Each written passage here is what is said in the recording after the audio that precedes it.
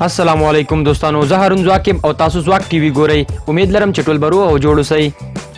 دوستانو، د دنیا په مختلفو هیوادونو کې مختلف قوانین شتون لري. په دې قوانینو کې ځینې داسې وي چې انسان فکر کولو ته مجبوروي چې د دې قوانینو د جوړولو اخر مقصد څه دی.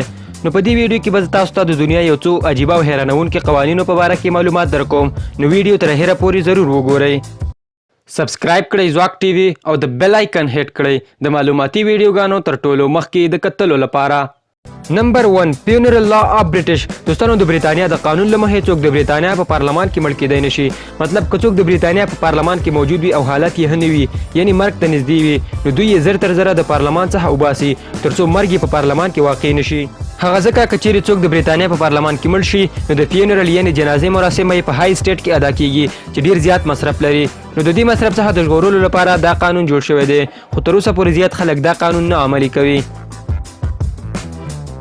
نمبر 2 ډونټ چیپ ګم. دوستانو، په دوهم نمبر کې راځو د سنگاپور هیواد ته. په سنگاپور هیواد کې د جاولې ژوول د قانون له مخې په کلکه منع دي او هیڅوک نشي کولی چې جاوله استعمال کړي.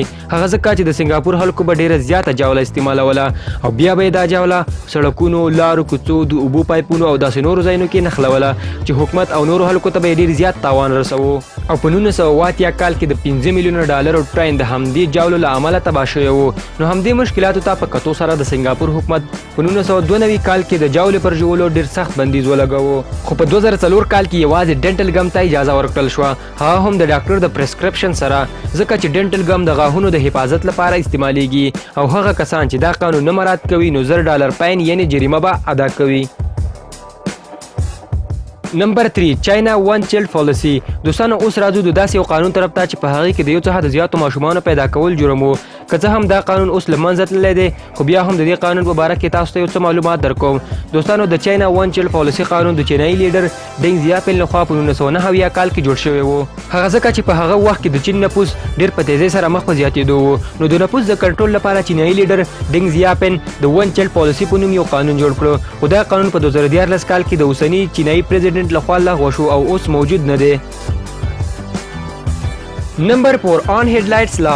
دوستانو، په 4م نمبر کې راځو د ډنمارک هیواد ته. په دې هیواد کې د سفر پر مهال د موټر یا موټرسایکل هیډلایټس بندول جرم دی. نه یوازې د شپې لخوا بلکې د ورځې هم باید د خپل موټر او یا موټرسایکل هیډلایټس آن وساتي او هغه کسان چې دا قانون نه عملي کوي نو $10 کرونر جریمه به ادا کوي. دوستانو، دا قانون د ترافیکي حادثو څخه د ژغورلو لپاره جوړ شوی دی تر څو هیڅوک هم د خپل موټر هیډلایټس آن کول هیر نه کړي، که هغه ورځ وي او یا هم شپه وي، تر څو د ترافیکي حادثو څخه وژغورل شي.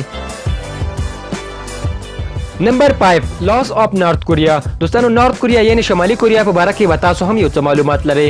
شمالي کوریا خپل ځان د نورې نړۍ څخه ډیر جدا کړی او تقریبا ټول قوانین یې د نورې نړۍ څخه مختلف دي. د نارت کوریا په باره کې زما یو پوره ویډیو هم شته، د ویډیو لینک په ډسکرپشن کې موجود دی، نو تاسو کولی شئ چې په خپله یې هم وګورئ. دوستانو، په نارت کوریا کې پر هر څه پابندي ده. په دې هیواد کې بلو کلر پینټ اغوستل جرم دی. په دې هیواد کې خلک نشي کولی تر څو خپل ویښتان هم په خپله خوښه کټ کړي. عام خلک نشي کولی تر څو انټرنیټ استعمال کړي. په دې هیواد کې هیڅ قسم مذهب پالو کول نشته او که څوک د کوم مذهب په پالو کولو ونیول شي نو د ټولو خلکو پر وړاندې به پانسي کیږي. دوستانو، د نارت کوریا د نورو قوانینو د کتلو لپاره په ډسکرپشن کې لینک کلیک کړئ. دوستانو، دا د دنیا د یو څو حیرانونکي قوانینو په باره کې معلومات چې تاسو ته مو وړاندې کړه. که ویډیو مو خوښه شوې وي نو ویډیو لایک او د نورو دوستانو سره هم شیر کړئ او د داسې معلوماتي او په زړه پورې ویډیوګانو د کتلو لپاره زموږ یوټیوب چینل زواک ټي وي سبسکرایب کړئ او د بیل آیکن هټ کړئ تر څو زموږ د هرې نوې ویډیو نوټیفیکیشن تاسو ته تر ټولو مخکې در ورسیږي.